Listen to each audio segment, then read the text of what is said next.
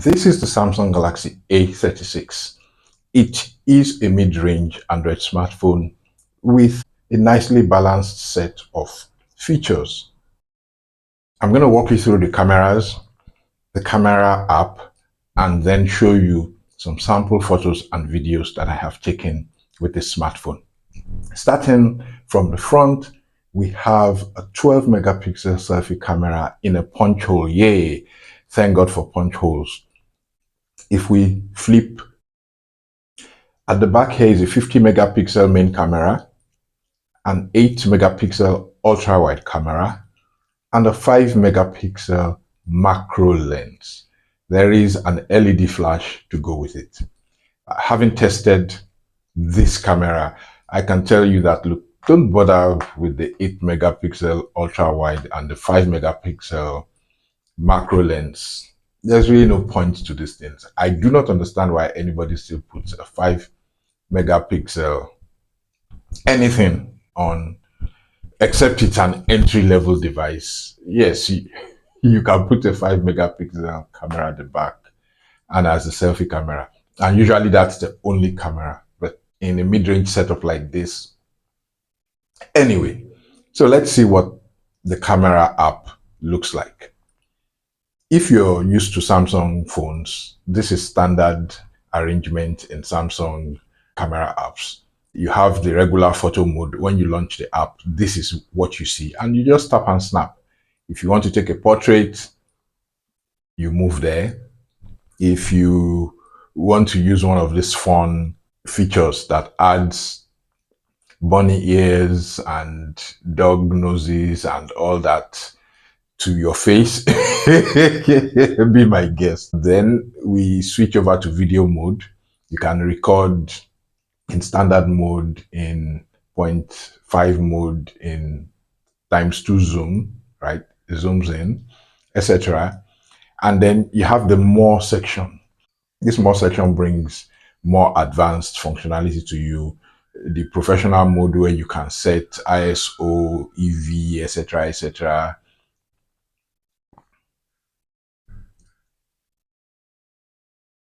Your night mode is also there. You want to take pictures of food mode. You want to take a panorama, macro. Super slow mode is good for effects, slow motion for effect. Hyperlapse, if you're taking night sky photos, you want to shoot the sky, comets, etc. Single take, it's a form of video recording. One thing I miss from this more mode is document scanning. I'm used to enjoying that on some other models from competitors that I have. When you need to scan either a certificate, a letter, or something, perhaps there's some other mode that takes care of that. Maybe here in the photo mode, that just might be it.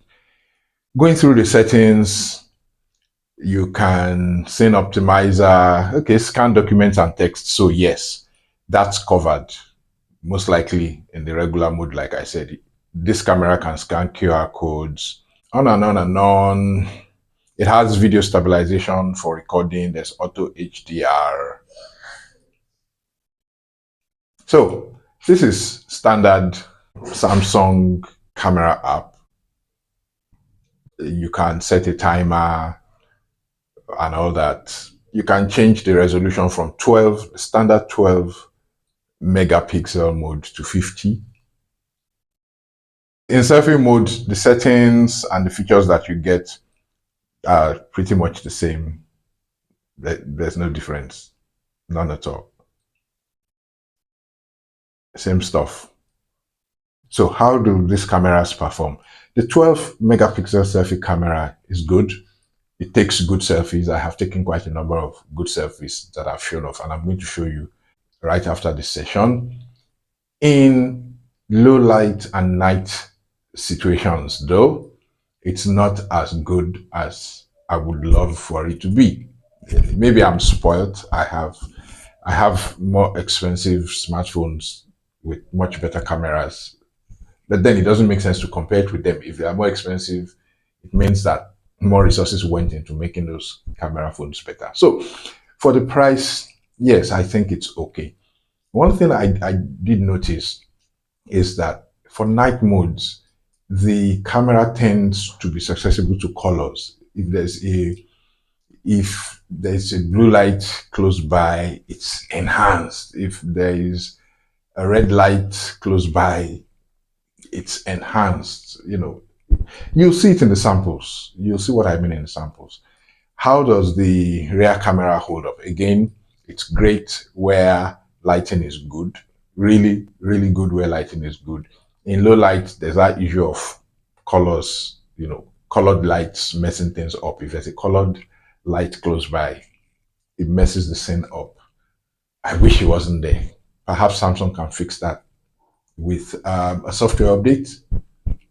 But the cameras are impressive, both front and back. They've held up very well. I am satisfied. I can live with this. I'm really choosy about phone cameras. If I can live with the camera of the Galaxy A36, cool, we're good.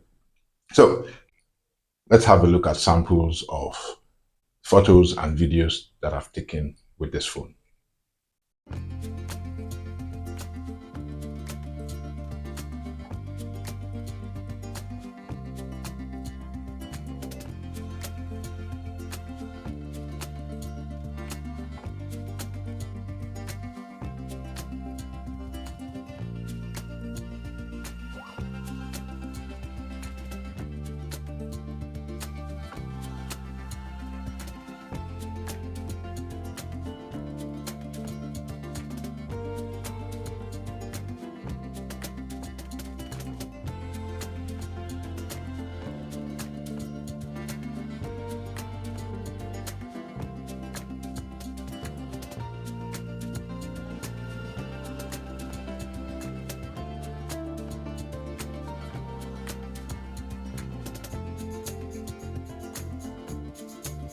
There is a saying in Yoruba land, àmọ́ bómi ṣe wọnú àgbọn.